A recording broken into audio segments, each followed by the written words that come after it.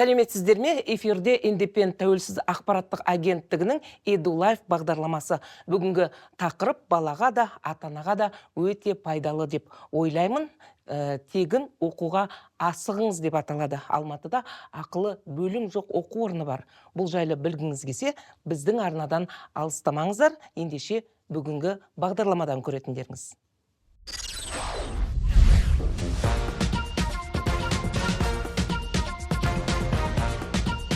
Биыл қанша грант бөлінді?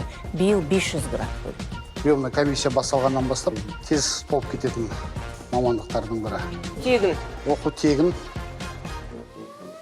Біздің мамандық өте қажет. Біздің балалар болмаса, сіздерде телефонмен қолдана алмайсыздар, интернетпен де жұмыс істей алмайсыздар. Практикадан өте жүріп, жұмыс жасайды параллельно. 600-ден жоғары табады. 2 миллионға дейін бар мүмкін жалақы. Барлық жағдайы жасалған, тек келіп білім алсаңыздар деген ниетіміз бар. Болашақ сіздердің қолдарыңызда. Құрметті көрермендер, студияға келген қонақтармен таныстырайын. Алматы телекоммуникация және машина жасау колледжінің директоры Ардақ Қожахметова. Келесі қонағымыз Алматы телекоммуникация және машина жасау колледжі директорының орынбасары Бейбітхан Бектенбаев. Келесі қонағымыз Алматы телекоммуникация және машина жасау колледжінің өндірістік оқыту шебері Әділ Сағынбай. Және менің жанымда отырған қонағымыз Алматы телекоммуникация және машина жасау колледжі директорының орынбасары Әлібек Буланов. Студиямызға қош келдіңіздер. Енді бүгінгі бағдарламаның тақырыбы тегін оқуға асығыңыз деп аталады. Сондықтан Ардақ Болатжанқызы өзіңіз айтып кетсеңіз, бұл тақырып нені меңзейді? Қайырлы күн. Шынымен де бұл тегін оқуға асығу керек деп ойлаймын. Өйткені қазіргі енді заманымыз білесіздер, өте бір ауыртпалы кезең сондай, иә? Оңай емес. Бәсекелесі дамып жатқан заманда тегін оқу ол өте әр отбасына тиімді деп ойлаймын. Әрине бұл, білесіздер, былтырғы жылы біздің республикамыздың президенті Тоқаев былтырғы жылды жаңағы жұмысшылар жылы деп тағайындады. Өте көптеген жұмысшыларға мүмкіндіктер, осы жұмысшы мамандықтар, жұмысшылар деп айтамыз, оның ішінде біз жұмысшы мамандықтарды дайындағаннан кейін жұмысшы мамандықтарына деген көптеген тиімді жаңағы не деп айтсақ болады? Тиімді жағынан және көп көмек көрсетті деп айтуға болады. Оның ішінде бұл жұмысшы мамандықтарына өте жақсы жағдайлар жасалынады. Балалардың мінекей жаңа тиімді оқуы, оның ішінде біздің колледжде балалар стипендия алады, тегін тамақтанады, жетім балаларымыз 3 уақыт тегін тамақ ішеді. Оның кейінгі бүткіл базамызды биылғы жылы керемет қылып жаңартып берді. Колледждің базасына биыл жаңа жылдан бастап кірдік. Негізі тарихы 85 жыл, биыл 86 жыл болған колледждің былтырғы жылы 25 жылы түгелдей базасын жаңартып, 6 мамандық бойынша заманауи жаңартылған жаңағы полностью жабдықтармен жабдықтап берді. Яғни сіздердің оқу орны ғимараты сүріліп, жаңадан салынып пайдалануға берілді. Жаңадан салынып пайдалануға берілді. Жұмысшы мамандықтарына өте мемлекет тарапынан қолдау, өте жоғары ғой. Биыл қанша грант бөлінді? Биыл 500 грант бөлінді. Яғни 500 баланың тегін білім алуға мүмкіндігі биылғы жылы бар. Жалпы үміткерлердің жасы ескеріледі ме? Үміткерлердің жасы әрине ескеріледі. 27 жасқа дейінгі балаларды аламыз. Яғни 9-шы сынып пен 11-ші сыныпты бітіргеннен кейін аттестатын алып, сіздерге келуге болады. Болады. Тағы бір сұрақ, Алматы телекоммуникация және машина жасау колледжі дегендіктен көпшілік оны тек Алматының балаларын қабылдайды деп түсінеді. Жалпы сіздерге осы 500 грантты басқа өңірдің балаларының иеленуге мүмкіндіктер бар ма? Әрине мүмкіндігі бар. Бізде жатақхана бар. Біз бүткіл республикадан қабылдайтын мүмкіндігіміз бар. Қабылдай да аламыз оны. Республика көлемінде балалар оқуға келетін болса, біз оларды қабылдаймыз. Жатақханамен қамтамасыз етуге болады. Жатақханамыз бар. Жалпы жатақханаға кез келген келіп орналасуға болады. Болады. Шарт жоқ. Басқа мысалы оқу орындарында талап қойылады ғой, тек бірінші курстың студенттері қабылданады, басқалары бар пәтер жалдасын деген. Сіздерде онда Бірінші сол алыстан келген, республика, облыс көлемінен келген балаларды қабылдаймыз. Әрине ең алдымен бірінші курстың балаларын қамтамасыз етеміз. Орын қалып жатса, әрине содан кейін арғарата тағы да осы қажетті етіп тұрған балаларды аламыз басқа курстардан да. Орын қалып жатқан жағдайда. неліктен сіздерде ақылы бөлім жоқ? Ақылы бөлім неге? Мемлекет тарапынан, бюджеттен, біздің қалалық бюджеттен ақша бөлінеді осы балаларымызға. Тамағына да, оқуына да барлық жағдайды осы біздің қалалық бюджеттен, қалалық акимат, білім беру басқармасы бізге осылай жағдайды жасап отыр. Енді құрметті көрермендер, бүгінгі біздің Edulife'ы бағдарламасына Алматы телекоммуникация және машина жасау колледжінің бүгінгі тұрмыс тіршілігі, қандай мамандықтар даярлайтыны арқау болып отыр. Сондықтан біз қазір сіздердің колледжге бардық, көзімізбен көрдік. Көп сөйлегеннен бір көрген жөн дейді. Келесі бір сюжетке назар аударсақ.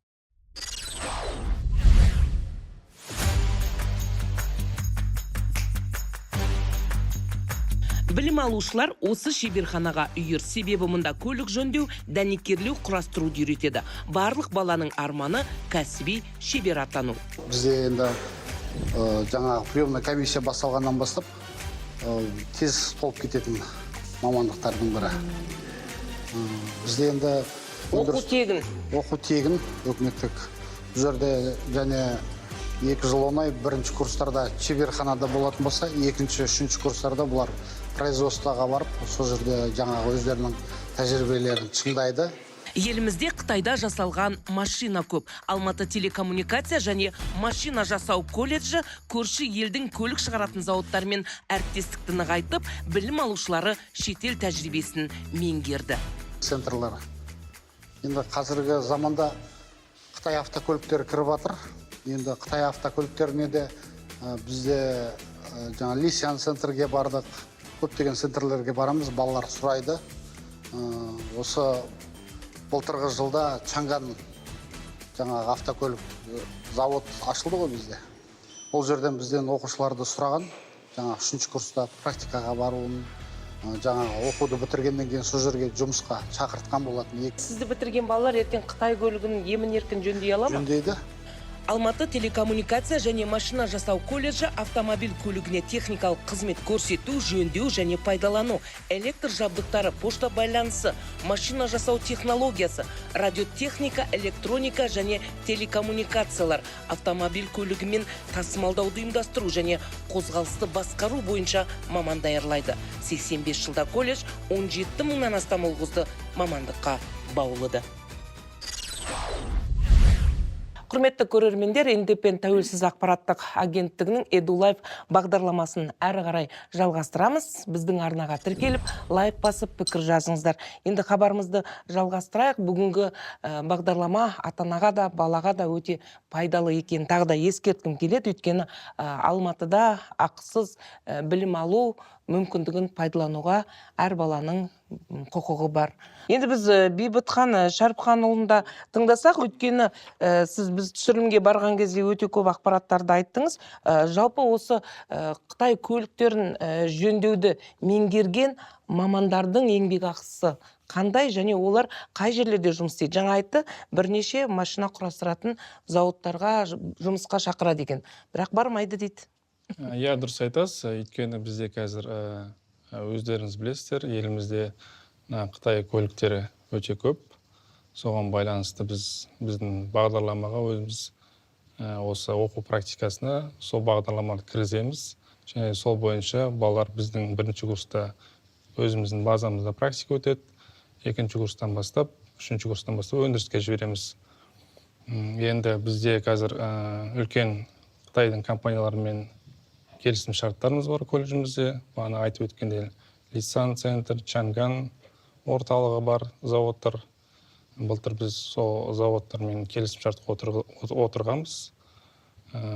График бойынша сол білім алушыларды сол орталықтарға біз өндіріске жібереміз. Енді тағы бір сұрақ, студенттерді жұмыспен қамтамасыз ету мәселесін қалай шешесіздер? Бәлкім Әлібек Тойкелін сіз жауап бересіз. Біз енді максимально оларда тырысамыз. Мысалға бір семестр өткен болса, бізде келісім шарт бар, сол келісім шарттың аясында ары қарай бала өзінің нәтижесін көрсете білсе, жақсы жағынан оны жұмысқа кіргізуге, сол практика параллельно өткен кезде, сол өтіп жатқан практикасына жұмысқа кіргізуге тырысамыз. Енді оны толықтай айта беруге болады. Мысалы, екінші курста, үшінші курста, мысалға, бала уже параллельно жұмыс жасап жатады өзінің мамандығы бойынша. Тем самым біз сол жаңағы трудоустройство деп атамыз, оны толықтай жабамыз. То есть біз беріп жатырмыз ғой, қазір пайыздық пәнмен 97%. Бітіргеннен кейін бала өзінің мамандығы бойынша толыққанды жұмысқа қамтылады. Оның аясында одан бөлек бізде бірінші курстан бастап дуальное обучение бар. То есть дуальное обучение дегеніміз не? Ол 60% практика, 40% теория. То есть бала, мысалға бізде прием басталған кезде біз балаға айтамыз. Мына топтар дуальное обучение болады. Сіз таңдасаңыз, оның бәрі сос партнермен согласовать етіледі. То есть сос партнер бірге жүреді приемный комиссияда. Яғни әлеуметтік әріптес дегеніміз, жаңағы жұмыс, болашақта жұмыс беруші компания. Бізбен бірге приемныйда бізге бірге отырады. Мысалға дуальный обучение бізде топтар болса, 25 баланы сол набор жасап, подбор жасап, сол 25 балаға біз түсіндіреміз. Сіздер осы оқу орнына түскеннен кейін осы бағдарлама бойынша оқисыздар. То есть бірінші курста біздің базада практиканы өтетін болсаңыздар, екінші, үшінші курста толыққанды тізім бойынша сол жаңағы әлеуметтік серіктестіктің базасын өтесіздер. Яғни құжат қабылдау кезінде әлеуметтік серіктестік компаниялардың өкілдері бірден өзінің келешекте жұмысқа алатын баланы қабылдайды. Дұрыс айтасыз. Иә. Практикадан өте жүріп, жұмыс жасайды параллельно. Сол жерде, содан кейін олар сенімді болады өздеріне, сол жерде жұмыста қалады. Өйткені бізде келісім шарт бар. Өйткені ол кісілер бізге жаңағы біздің соцпартнерларымыз өздері өтініш бізге беріп отыр ғой. Осыншама маған мынандай мамандық дайындап беріңіздер деп. Біз соны береміз, сол жерге практикаға жібереміз, сол жерде ол кісілер жұмысқа қалады. Ал қараңызшы, қанша жалпы компаниямен әріптестік орнаттыңыздар? 100-ден аса қазір. Шындығы 100-ден аса. Енді бір мықты деген компаниялар бір 50-дің қатарында шығар. Енді соның ішінде ірі компанияларды атап өтсеңіз, қазіргі халық көбірек білетін, танитын. Қазақтелеком. Қазір мына Атом плюс деп жатырмыз. Сол кісілерді мен бүйтіп Атом плюс? Иә, сызып айтып кетсем болады деп отырмын да. Өйткені ол кісілер бізге жаңағы спонсорлық көмектер жасап жатыр. Алла бұйыртса, мына күзде жаңа оқу жылында біз жаңағы не ашайық деп жатырмыз. Құзыреттілік орталығын ашайық деп жатырмыз. Сол кісілердің көмегімен. Бұл кісілер біздің қазіргі осы күнде жаңағы телекоммуникация саласы бойынша бізге жаңа жапондық инструменттер деп айтайық, жабдықтармен жаңағы бізге алып беруге көмектесті балаларға. Содан кейін жаңағы бұл кісілер қазір жаңағы международный аренаға шықты деп айтсақ болады. Өйткені бұл кісілер СНГ-ге ғана емес, шынымен де Атом плюс деген өзі. Мына электрондық жабдықтарды шығарады. Осы қазақстандық өнім, отандық өнім, компьютер, жаңағы тақты мына компьютерлік панельдер дейміз ғой, осыларды шығарады. Токар жұмыстарында өздерінің станоктары бар. Сосын осы Алматы қаласының ішіндегі жаңағы балалардың ойнайтын жерлер бар ғой, үйдің алаңында жасалған. Осы қолдарынан не келмейді? Жалпы сонда сіздердің қанша студентке олар ұсыныс өтініш білдіріп отыр? Осы биылғы жылы 12 студентке өтініш білдіріп отыр. Қандай компаниялармен? Компаниялармен жұмыс жасайсыздар деді. Ең нақты тізіп өтсеңіз? Қазақтелеком, сосын Алма ТВ, ең үлкен Алматы телекоммуникейшн, Алматы электрзаводы, жаңағы Атом плюс, Алматы электросервис, Қазпошта, Алатау жарық, осы Алматыдағы бар қандай компаниялар бар, жаңағы Мерседес центр, Ниссан центр, Toyota центр дейміз. Осы бар жаңағы автосалондар бар ғой жасайтын. Солардың бәрімен біздің кәдімгідей меморандумға отырып жұмыс жасап жатырмыз. Құрметті көрермендер, көрдіңіздер, бұл колледж қандай ірі компаниялармен жұмыс істейтінін естідіңіздер. Ендеше тегін оқуға асығыңыздар. Біз келесі сюжетті көрсек, өйткені бұл оқу орнының жатақханасы еліміздегі ешқандай оқу орнының жатақханасына ұқсамайды деп айтуға болады. Ендеше экранға назар аударайық.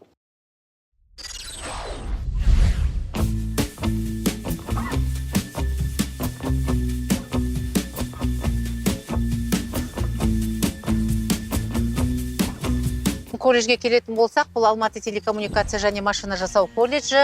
Биылғы жылы мінекей жаңадан базамызды салып, жаңа жылдан бастап қолданысқа берілді. Өте ыңғайлы жерде орналасқан. Өте ыңғайлы жерде орналасқан.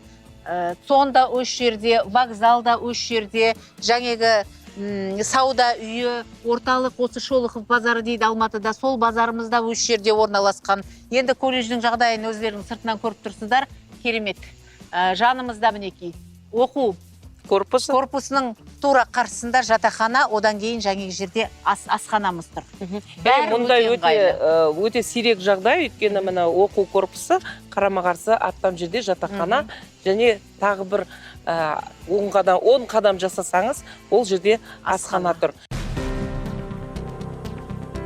Осы біздің жатақханамыз 4 этаждан тұрады. Жатақхана Мына жерде бақылаудан өтеді. Бақылаудан, иә. Бұл жерде кез келген адам кіріп шығуға рұқсат жоқ. Бақылаудан өтеді. Мына жерде вахтер дейміз, кезекшілер отырады. Бұл кісілердің жұмысы әрине. Вахтер деген ең студенттердің анасы секілді болатын маман иесі. Енді қазір мына жерде бірінші этаждан тоқталатын болсақ, медпунктіміз сразу орналасқан. Кітапханамыз осы жерде. Арқарата жаңа айттық асхана. Және жап-жарық жаңа ғимарат. Жаңа ғимарат. Екінші этажға көтерілсек. Алматы телекоммуникация және машина жасау колледжінің жатақханасы қонақ үйге ұқсайды. Әр бөлменің іші аппақ, жиһаздары, кереуеттері жаңа. Алып қала Алматыны 1000 айналып шарласаңыз да, айына 6000 теңге төлейтін баспана табу мүмкін емес. Жатақхана тұрғындарының жайлы өмірі дәлізден басталады. Әр этажда 8 бөлмеден, бөлмелердің бәрі секционный болып табылады. Мына жерде балалардың демалыс бос уақыттарында отырып, кітап оқып, шахмат, шашка ойнайды. Енді мынау біздің жатын бөлмесі. Балалардың мына жақтан келетін болсақ, мына жерде 2 бала. 2 орындық. 2 орындық, е. Мына жақта 3 орындық, е? Қажетті дүниелермен жабдықталған балалардың. Мына жақта 3 орындық. Сонда бір секцияда 5 бала тұрады. 3 орындық, бәріне Үстелі бар, әрқайсының тумбочкасы бар, шкафтары бар, керекті. Сабақ оқитын столы бөлек. Іші жап-жарық, аппақ. Содан кейін жуынатын бөлмелері бөлек. Мінекей, душ дейміз. Сосын мына жерде санузел, туалеттері бөлек, уборный. Бірінші қабаттағы медициналық қосын ас бөлмесінде көрдік. Ал мұнда білім алушылар кір жумайды. Жатақхана кір жуатын, үтіктейтін бөлмелермен жабдықталған. Тіпті компьютерлер орнатылған кітапханасы да бар. Мына жерде кітап қоры жинақталып тұратын бөлме. Бұл жерде 20 000-нан астам қазіргі кітаптар бар. Балалардың енді қажет деген барлық кітаптарын алуға тырысып жатырмыз. Яғни балалар жатақханадан алыстамайды, бірінші қабатқа түсіп, қалаған кітабын келіп оқи алады. Иә. Енді келіңіздер, Қазақстан бойынша біздің келген балаларды құшақ жая қарсы аламыз. Барлық жағдайы жасалған, тек келіп білім алсаңыздар деген ниетіміз бар. Болашақ сіздердің қолдарыңызда әрине. Құрметті көрермендер, Индепендент тәуелсіз ақпараттық агенттігінің парақшасына тіркеліп, лайк басып, пікір жазыңыздар. Болашақта сіздің балаңыз қандай мамандықты меңгермек ойланып көрдіңіз бе? Ендеше бүгінгі біздің бағдарламаны мұқият тыңдаңыз. Сізді толғандырған сұрақ болса, біз жауап беруге дайынбыз. Енді хабарымызды одан ары қарай жалғастырсақ, жаңа өте ерекше жатақхана жайында сюжетті көрдік. Бұл жатақхананың бұл жатақханаға орналасу үшін қандай талап ережелер бар? Бұл жатақханаға орналасу үшін бала біздің колледжге оқуға түсу керек. Содан кейін өзінің жеке оқуға түскеннен кейін жеке құжаттары болу керек, дайындау керек жеке құжаттарын, содан кейін өтінім жазу керек. Болды, басқа ешқандай қиыншылық жоқ. Өтініш жазады жатақханаға тұру. Сосын жаңегі пропискасын көреміз, қай облыстан, қай республикадан келгені маңызды. Айттым ғой жаңе, біз ең бірінші облыстан республиканың балаларын қамтып, жатақханамен қамтамасыз етеміз. 120 орын бар. 120 орындық. Енді сізге сұрақ, жалпы көріп жатсыз, көрермендердің жиі қоятын сұрағы, қыздарға қандай мамандық бар дейді. Қыздарымызды жіберсек, келешекте қандай маман иесі атанып шығады деп сұрап жатыр. Иә, расымен қыздарға енді негізгі 2 мамандық қамтылған. Бұл почта байланысы және логистика дейміз. Автомобиль көлігімен тасымалдауды ұйымдастыру. Енді на базе 9 класса қабылдаймыз, и на базе 11 класса. Мынау жаңегі тасымалдау деген кезде тоқталып кетсек, көлікпен тасымалдау деген кезде жаңегі ойлады қыздар, көлікпен жаңегі жүк тасимыз, бүйтеміз. Иығына арқалап жүк тасима деген бірден көз алдымызға көрініс келеді. Тасымалдауға құжаттар дайындайды бұл жерде. Құжаттарды қалай ретке келтіреді, қалай дайындайды.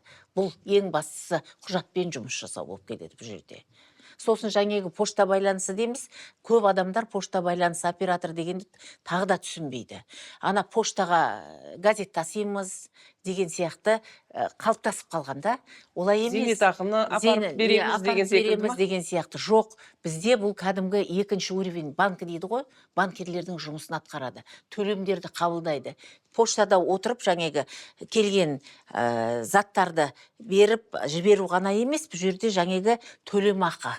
Бейбітхан мырза, сізде айтып өтсеңіз, өткенде түсірілім басында түсірім кезінде көп мәліметтер бердіңіз. Жалпы осы жүк тасымалдау келешекте өте керек мамандық. Өйткені Қазақстан Орта Азия бойынша қазір хаб дәлізі болайын деп тұр. Мысалы, біз арқылы Қытайға, біз арқылы басқа мына ТМД елдеріне жүк тасымалданады.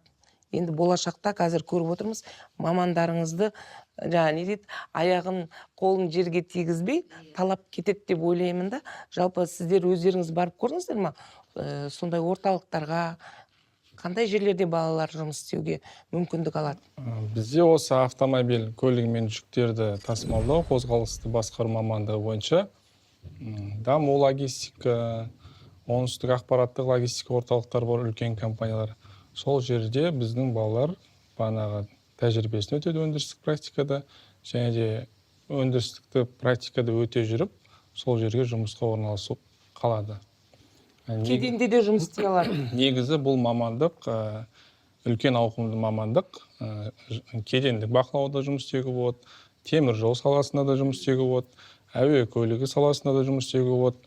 Бағана құбырмен тасымалдау, өйткені бұл өзі мамандықтың аты айтып отыр, жүктерді тасымалдау. Яғни қай жерде жүк бар, сол жерде кез келген жерде жұмыс істеуге болады. Шетелге де кетіп қалуы мүмкін. Шетелге де шетелдік компаниялармен, перевозкамен айналысатын компаниялармен жұмыс істеуге болады. Және де қозғалысты басқару, яғни қаладағы, мысалға, полицияда жол ережесін басқаратын полиция сол мамандыққа да мысалға жұмысқа орналасса да болады. Қыздар да оқуға болады. Қыздар да оқуға болады. Бұл мамандықтың ішінде біздің біліктілігіміз осы құжаттарды өңдеу оператор. Яғни шетелден келген, болмаса өзімізден Қазақстаннан шыққан тауарларды осы кедендік бақылауда қалай рәсімдеу керек, дұрыс маршруттар анықтау керек, солардың тиімділігін, қауіпсіз жеткізілуін осы біздің мамандық үйретіп шығарамыз. Білім алу қазақ орыс тілінде ме, әлде? Бізде шектелмеген 2 тілде де оқи береді, қазақ тілінде де және орыс тілінде бөлімдер бар. Мысалы, қазір жыл емес, күн сайын кейбір мамандықтар жойылып кетіп жатыр. Ал сіздің оқытып жатқан мамандар, ол ешқашан заман талабына сай мамандықтар. Өз орнын жоғалтпайды, өйткені қажет мамандар. Сондықтан мына көрермендерге де түсінікті болу үшін біз арнайы сюжет түсірдік. бұл қандай мамандар, бұлар не істеді деген бұл біз айтып отырмыз, бірақ дегенмен де кейбір ата-аналарға әлі де түсініксіздеу болар деп тағы бір сюжетті әзірледік, бірге экранға назар аударсақ.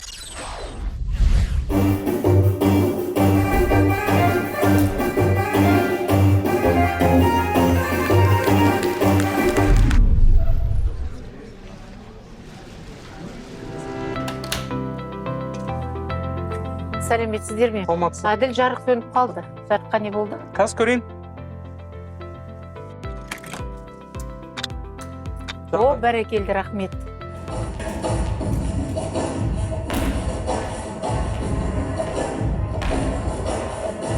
Бәрекелді. Біздің шеберлеріміз бен білім алушыларымыз осындай. Бұл колледжде жарық өшпейді. Шеберханада шыңдалған шәкірттер кез келген уақытта өзінің біліктілігі мен білімін паш етеді. Олар ешқашан жұмыссыз қалмайды, себебі электр энергиясыз өмірді елестету мүмкін емес. Тұрмыс тіршілік, өнеркәсіп, кәсіпорындар, ауыр және жеңіл өндіріс салалары толығымен электр қуатына тәуелді. Отандық компаниялар колледж түлектеріне жұмыс беруге дайын, дейді шебер. Алматы электромеханикалық заводы, мехэлектромонтаж деген сияқты жеке кәсіптік компаниялар бар. Әлем электрик деген сияқты 600-ден жоғарыда бар. 2 миллионға дейін бар мүмкін жалақы. Алматы үлкейіп жатыр, қалалар үлкейіп жатыр, сіздің мамандар ешқашан жұмыссыз қалмайды, Иә, жұмыс ешқашан қалмайды. Іңкәр Болатжан 3-ші курста оқиды. Пошта байланыс мамандығы бойынша білім алады. Қазір өндірістік тәжірибеден өтіп жатыр. Кәсібінің қыр-сырын меңгеріп үлгеріпті. Колледж бітіргеннен кейін поштада жұмыс істеуге бел буған. Қазпошта акционерлік қоғамда жүрмін. Не үйреніп жатсыз? Клиенттермен жұмыс жасаймын, қаржы қызметтерді табыстаймын. Әртүрлі жұмыстар көп, негізі қызық. Қандай заттарға тағы тыйым салынған? Азық-түліктерге болмайды. Көбіне қай қалаларға кетеді екен? Шетелге кетеді ме? Шетелге кетеді, Қытайға кетеді, Германияға бар. Көп қалаға, вот Астана қаласына жіберілген көргем. Бізге строго ақ рубашкамен, қара шалбармен кию керек. Және де бізде жауапкершілік болу керек. Біздің колледж өте инновациялық жаңа колледж. Неше түрлі жаңа электронды заттар бар. Логистика бар, иә. Біздің пошта байланыс операторы мамандығын бітіргеннен кейін тек қана Қазпоштада жұмыс істеу міндетті емес. Олар ертеңгі таңда кез келген логистикалық компанияларда болсын, банктерде болсын, оператор болып қызмет атқара алады. Біздің оқу 2 жыл 10 ай, 9-шы сыныптан кейін аттестат бойынша, аттестаттағы бағаларына қарай конкурстан өтеді студенттер. Және де 100% оқу тегін. Бала бірінші курсқа түскеннен бастап стипендия алатын болады. Міне көрдік, қыздар да оқи ма деген сұраққа жауап беретіндей етіп бүгін сұхбатта дей алған едік. Біз енді хабарымызды ары қарай жалғастырсақ, кез келген ананы, кез келген ата-ананы толғандыратын үлкен сұрақ бар. Сіздер енді жұмысшы мамандықтарын даярлайсыздар. Олар көптеген техникамен жұмыс істейді. Ертең балалар сол жұмысқа барған кезде жарақат алып қалмасын деген қауіпте бар. Соны қауіпсіздік мәселесін үйретесіздер ме? Сіз енді шеберхананың оқу жөніндегі шеберсіздер. Шеберім. Дәл сіз айтқандай, барлық жағынан ең басында техника қауіпсіздігін ережелерін сақтайтындай балаларға үйретеміз. Содан кейін журнал бар. Техника безопасности, сол жерге инструктаж өткеннен кейін әр баланың тізімі бойынша жазылып қол қойдырамыз. Бір қауіпті жағдай болған кезде, не болған кезде бала инструктаж өтті деген журналымыз бар. Бірақ тек журналға жазылып қана қоймай, сіздер тыңғылықты үйретесіздер ғой. Қанша уақыт керек, соны? Арнайы кабинет бар, сол техника қауіпсіздік кабинеті. Яғни өндіріске барған балалар бірінші сол кабинетке барып, техника қауіпсіздігін өтеді, содан кейін барып жұмыстарына кіріседі. Яғни ол жаңағы электриктер болашақ. Ол барлық мамандық бойынша техника қауіпсіздігінен бірінші алдымен өтеді, сол жерде дайындайды, өзінің бірінші барған кезде, өндіріске барған кезде, біздің колледж қабырғасында болса да, бірінші жаңағы сол бөлмеге барады, техника қауіпсіздігінен мәлімет толық алады, одан өтеді, содан кейін ғана барып производствоға жұмысқа кіріседі. Жаңағы әр мамандықтың шеберлердің жұмысы. әр мамандықтың өз ережелері болады. Иә. Электриктарда тоқтың қауіпсіздігі, радиоэлектроникадан олар талшықпен жұмыс істейді, талшық бойынша қауіпсіздігі. Солай каждый мамандық бойынша бізде өзіміздің презентация кітаптеріміз бар. Каждый өндірістік оқыту шебері ең біріншіден сол ережелерін балаларға түсіндіріп айтады. Сіздің шеберханаңыз несімен ерекше? Мен шеберханам радиоэлектроника, радиотехника, электроника, телекоммуникация шеберханасы. Осы жылдан бастап жаңа жабдықтармен, заманауи жабдықтармен жабдықталған. Біздің білім алушылар Қазақтелеком, Алматы телекоммуникейшн компаниялармен серіктестерде өндірістік тәжірибе өтеді. Сол жерде жұмыс істейді. Біздің балалар в основном локальный сеть дейміз ғой. Қазіргі интернет қолдану үшін біздің балалар, біздің мамандық өте қажет. Біздің балалар болмаса, сіздерде телефонмен қолдана алмайсыздар, интернетпен де жұмыс істей алмайсыздар. Интернет бізге қалай келеді? Бізге интернет дата-центрлар арқылы келеді, магистральный линиямен распределяющий отандық компаниялар, например, Қазақтелекомға келеді. Сол жерден біздің балаларымыз әр аймаққа, региональный, үйге, даже Алматы бойынша сол Қазақтелекомнан сіздің үйіңізге интернет болу үшін сол жұмыстарды атқарады.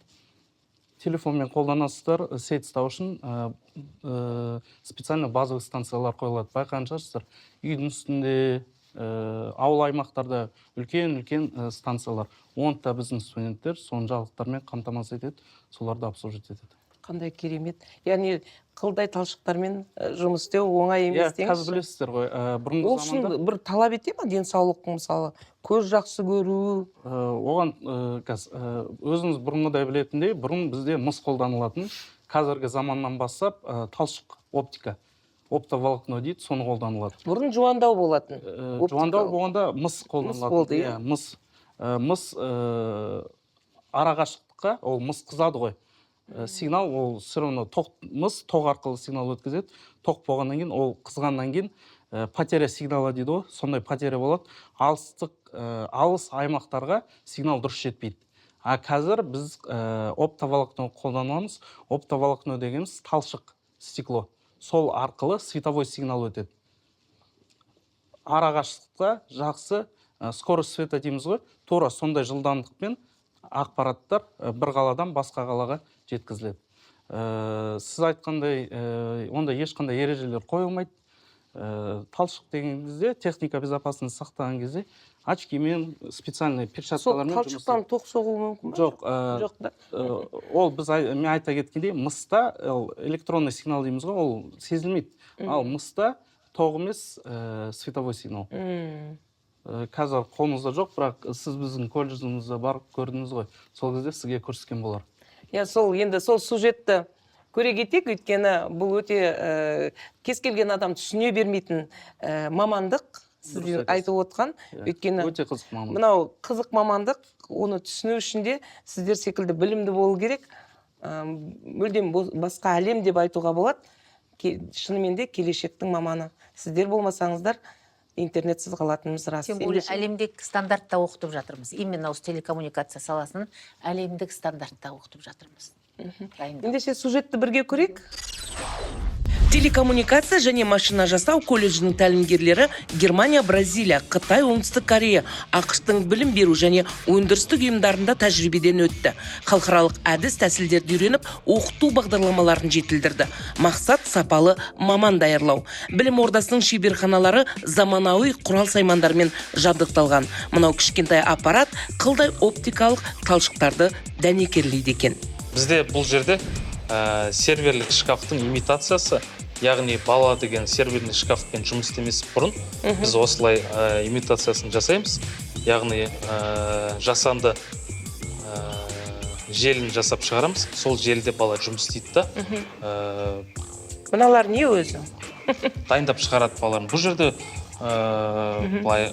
ғылыми түрде айтқанда патч панельдер, оптикалық кросстар, және де әртүрлі таратқыш свитчтар орнатылған.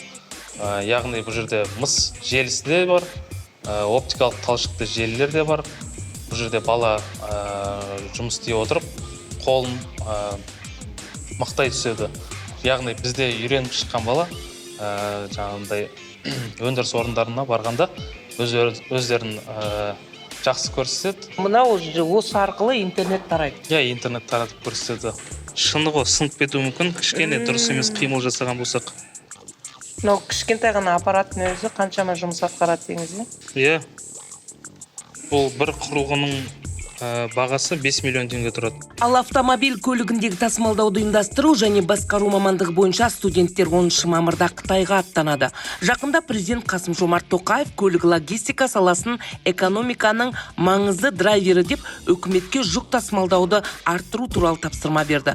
Қазақстан халықаралық жүк тасымалы нарығында позициясын нығайтып келеді. Сондықтан еңбек нарығында білім алушыларға сұраныстың артатыны анық. Бұл мамандыққа, білікті мамандарға сұраныс жоғары. Біздің мамандар логистикалық орталық компаниялар бар. Қазақстанда өте көп ондайлар. Шет мемлекеттерге жұмыс істеуге болады. Еңбек ақысы, логистика өте жоғары. 500-ден жоғары деп айтсам болады қазіргі таңда. 9-шы сыныпты бітіріп келген бала осының бәрін меңгеріп шығады. Толықтай меңгеріп шығады деп айтуға болады. Осы 2 жыл 10 айдың ішінде. Бірақ мүмкіндік бар, ары қарай біздің колледжімізді бітіріп, ары қарай оқу орындарына түсіп, осы мамандықты жалғастырса болады. Соны айтып жіберіңізші, қандай оқу орындарына түсуге болады? Біздің Алматы бойынша өте көп. Например, именно біздің мамандық бойынша радиотехника, электроника, телекоммуникация. Мен өзім осы колледждің түлегімін. 2013-2016 жылы оқығам, осы колледжді бітіргем, осы колледжда тәжірибе алдым. Өзім Евразийский технологический университет, қазіргі Мета деген университет, өзінің атауын өзгертті. Сол жаққа оқуға түстім. Сол жақта оқыдым. Магистратураны да сол жерде бітірдім. Қазір техника ғылым магистрымын. Дәл осылай мен сияқты балалар оқуға түсіп, оқуын жалғастырып, сол оқуын бітіріп, өзім оқыған жерге келіп, мамандық бойынша өндірістік оқыту шебер болып отырмын. Яғни болашақта бізді қандай жаңалық күтіп тұр? Осы енді жасанды интеллект бойынша қазір ешкім мәтін жазбайды. Қазір ешкім сурет, видеоға түсірмейді бұрынғыдай. Бұрынғыдай етпейді. Қазір көбісі ата-аналар қорқады. Мен баламды оқуға жіберем, болашақта бұл мамандық бола ма деген. Біздің колледжға түссе, біздің мамандықты оқытса, ол жағынан қорықпаса да болады. Түсіндіріп кеткендей, болашақта роботтар көбейеді, қазіргі заводтардың бәрін роботтар істейді. Автоматтандыру жүйесіне көшіп жатыр. Жасанды интеллект, сол жасанды интеллект жұмыс істеу үшін біздің шәкірттер, біздің білім алушылар керек. Олар сол жасанды интеллекттерді, сол роботтарды жасап, технический неисправностьтарын жөндеп жасайтын балалар қазіргі уақытта уже дайындап жатырмыз. Жақында тағы да өзіңіздің шәкірттеріңізбен Қытайға сапар шегейін деп отырсыздар. Иә. Сол жайында айтып өтсеңіз. Енді бұл жұмыс жоспар түрінде жасалып жатыр. Себебі бізде академический мобильность дейтін бағдарлама бар. Соның аясында бұл оқытушылар болсын, немесе білім алушылар болсын, біз шетелге барып, осы 72 сағатты курс оқып келу жоспарда. Енді ол мамырдың 10-ы мен 23 аралығында қазір қойылды датасы, мерзімі. Қазақ-Қытай компаниясында осы Алматы қаласында орналасқан ЛТД, оның представителі Жайдар мырза, сонымен келіссөздер жүргізіліп, қазіргі таңда сол Қытай халықаралық Қытай мемлекетіне сапарға дайындалып жатырмыз. Билеттер алынды. Сіздердің тағы бір шеберханаларыңызды барып түсірдік. Сол жайында сұхбатты көрсек, өйткені осы шеберхана жайлы аз айтылып жатыр. Бұл қандай шеберхана? Болашақта мұны бітірген балалар қайда жұмыс істейді? Өздеріңіз соны толық түсіндіріп айтсаңыздар, келесі біздің сұхбатты көрсек. Бұл жерде машина жасау технологиясында бір мамандық, бірақ ішінде 2 біліктілік дайындаймыз. Бірінші біліктілігіміз ол кеңбейінді станокшы, екінші біліктілігіміз ол сандық бағдарламамен басқаратын станоктардың операторы деген мамандық. Бұла енді сандық бағдарламамен басқаратында, мысалы үшін кез келген дайындамадан кез келген пішіндегі станоктың адамның қол еңбегін өте азайту арқылы жеңілдету арқылы жұмыстар атқарамыз. Мысалы үшін менің қолымда тұрған біздің өзіміздің колледжіміздің логотипі Алматы телекоммуникация және машина жасау колледжінің. Сол бұны арнайы компьютерлік бағдарлама бар, біздің өзіміздің компьютерлік классымыз бар. Сода бағдарламасын жасап, компьютер арқылы программасын құрастырамыз. Сол программаға оның өлшемін, тереңдігін қандай керек соны беріп, суретін Google-дан алып суретін. Сол суретті беру арқылы 3D моделированиясын жасап, оны флешкамен енді алып кеп қоямыз станокқа. Сол станокта бір кнопканы басу арқылы мынандай детальді жасап шығаруға болады. А сіздің мамандарыңыз қайда жұмыс істейді? Біздің негізі өзіміздің колледжбен арамызда меморандум Алматы энергосервис, мехэлектромонтаж деген сияқты ірі әлеуметтік серіктестеріміз бар. Сол әлеуметтік серіктестерімізде бұрыннан енді істеп келе жатқан. Соларда да біздің дәл солардың станоктарының қондырғыларының бәрін таңдау арқылы біз негізі өткен жылы мына станоктарды солардың өндірісінен таңдап алдық. Солармен бірдей. Сол үшін балалар оқып шыққан кезде бізде 2 жыл, 3-ші жылы практикаға барғанда, практикада сол серіктестерімізде тұрған станок балаларға таныс. Неге десеңіз, уже біздің осы колледжімізден 2 жыл барысында игереді. Құрметті көрермендер, эфирде Independent тәуелсіз ақпараттық агенттігінің EduLife бағдарламасы. Хабарды жүргізуші мен Жазира Бегалы. Біз хабарымызды әрі қарай жалғастырамыз. Енді менің білейін дегенім, сіз жаңа қызықты мәліметтер айттыңыздар. Осы мамандық бойынша кеңірек түсіндіріп өтсеңіздер. Сандық технология мен басқару дейді. Бұл мамандық жайында кеңірек толығырақ айтып берсеңіз. Иә, бұл мамандық қазір тоже сұранысқа ие мамандықтардың бірі. Біздің осы... Қарапайым тілмен айтқанда, осы бөлімде оқыған балалар кімдер олар, не істейді? Бағана мамандықтың аты машина жасау технологиясы. Соның ішінде 2 біліктілік алып шығады. Бағана станок-широк профилі және сандық бағдарламаны ұйымдастырушы оператор деген. Яғни бұл жерде бала мысалға бір бөлшекті жасау үшін барып қолмен жасамайды. Арнайы бағдарламада компьютер арқылы бағана өзінің бағдарламасында сызып, жаңа біз көрсеткен станоктар 2 түрлі станок, біреу токарлық, біреу фрезерлік сандық бағдарламамен жұмыс жасайтын, ол үлкен қаражатта тұратын станоктар. Қазіргі біздің 250 миллион теңге. Иә, 250 миллион теңгенің көлемінде біз өзіміздің әлеуметтік серіктестермен ақылдаса отырып, осы колледжімізге осы станоктарды тапсырыс бердік. Тағы бір сұрақ, жалпы оқуға түсу үшін қандай талап қойылады? Емтихан тапсырама, тест тапсырама, және үшіншіден сіздерге келген бала ақпаратты қайдан алуға болады? Мәліметтерді қалай алсақ болады деген сұрақ. Бізге талап оқуға түсу үшін балалар жаңағы жұмысшы мамандықтарына мектептен аттестация алады ғой, 9-дан кейін. Сол аттестацияның бағасына қарап біз конкурс жариялап солай аламыз. Бағасы қандай болу керек? Енді жақсы баға болған әрине дұрыс. Ал орта білімде оқып бітіретін балаларға олар кәдімгідей тест тапсырады. Ранжированияны өтеді, содан кейін тест тапсырып түсетін болады. Жұмысшы мамандықтары жаңағы аттестацияның бағасының сапасына деп айтамыз ғой. Тест тапсырғанда қандай пәндер бойынша тест тапсырады? Техникалық мамандықтар баны оқитын математика, физика, тарих. Тарих. И қазақ тілі, орыс тілі. Ол сіздердің оқу орнында өте ма? Оқу орнымызда өтеді. Ал енді мәлімет ақпаратты қайдан алуға болады? Біздің әлеуметтік желілеріміз өте көп. TikTok бар. Қалай деп аталады, атап өтсеңіздер, және ақпарат көздерін нақты айтсаңыздар, кімге хабарласу керек?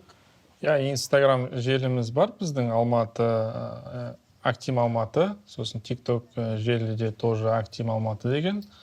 Және де сол жерде осы приемға қабылдау комиссиясының телефон номерлері жазылған. Сол жерге тікелей хабарласып, WhatsApp-қа жазса болады.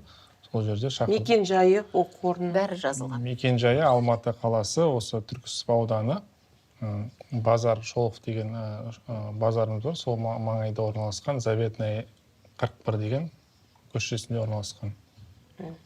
Яғни кез келген уақытта ақпарат алуға мүмкіндік Біздің бар. сайтымыз бар ең бастысы. Алматы телекоммуникация машина жасау колледжі десе біздің сайтқа кіреді, содан бастап директор блогынан бастап бүткіл колледжде өтіліп жатқан іс-шара, приемный комиссия, замдар қандай, бөлім меңгерушілері кім, мұғалімдеріміз қандай, барлық мағлұмат түгел біздің сол әркімнің өзінің блогы бар, сол жерде жазылған біздің сайтымызда. Бүгін Алматы телекоммуникация және машина жасау колледжінде ерекше күн. Оқу орны директоры 5 үміткерге сертификат табыстайды. Біресе қуанып, біресе қобалжыған аналар мен оқушылардың ерекше әсерлі сәтін бірге көрейік. О гарантированном зачислении настоящий сертификат подтверждает, что Распутина Мария Сергеевна принята в состав будущих студентов первого курса.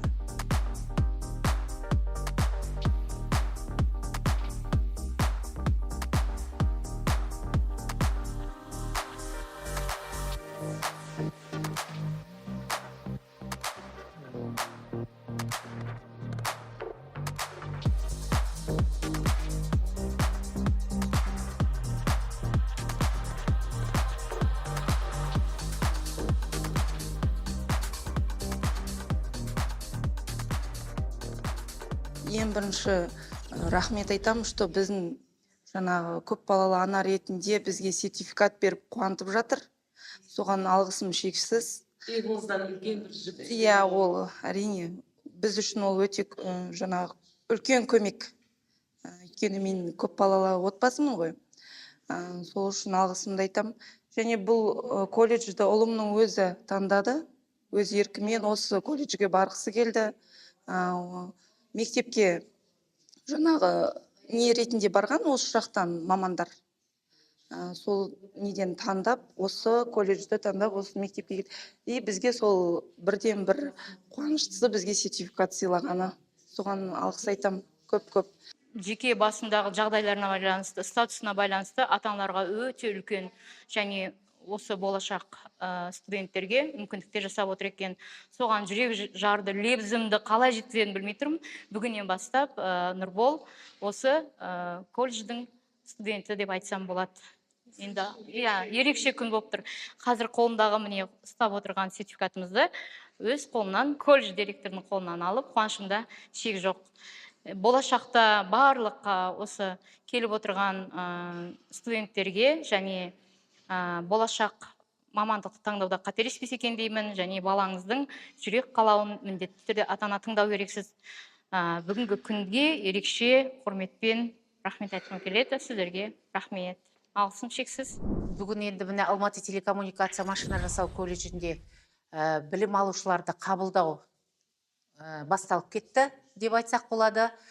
Соны пайдалана отырып, бүгін біраз отбасының балаларына біз сертификат бердік. Жаңегі ешқандай конкурссыз қабылдануға. Сертификат табыстадық. Көп балалы, жаңегі жетім балалар, қамқоршысы жоқ отбасыларға жеңілдік жасап, біз бүгін сертификат табыстадық. Тағы да қайталап айтамын, басқа да білім алушыларды уже біз бастап қабылдадық. Келем десеңіздер есік ашық. Осы бірінші Алматыда Заветная 41 көшесінде біздің сайтқа кірсеңіздер барлық мәліметтер түгелдей жазылған. Сіздерге көп-көп алғыс айтам, құрметті көрермендер. Индепендент тәуелсіз ақпараттық агенттігіне тіркеліңіздер. Эдулаев бағдарламасына пікір жазып, ойларыңызды міндетті түрде қалдырыңыздар. Біз оған жауап береміз. Мен журналист Жазира Бегалы, сіздердің пікірлеріңізді асыға күтеміз. Еліміз аман, жұртымыз тыныш болсын. Тегін оқуға асығыңыздар. Тағы да қайталап айтамын. қазіргі мүмкіндікті жіберіп алмаңыздар. Ал біздің бүгінгі бағдарламаны Алматы телекоммуникация және машина жасау колледжінің арнайы түсірілген шағын бейне баянмен аяқтаймыз. Келесі эфирде кездескенше сау болыңыздар.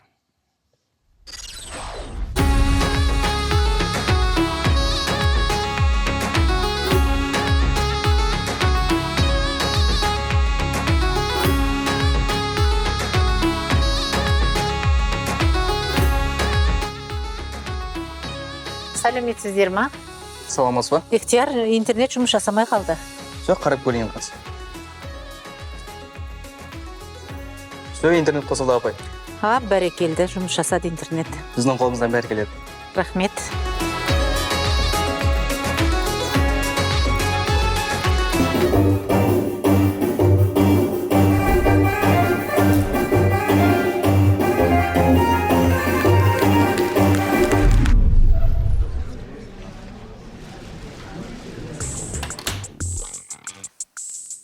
Сәлеметсіздер ме? Саламатсыз. Әділ жарық сөніп қалды. Жарыққа не болды? Қазір көрейін. Бәрекелді, рахмет.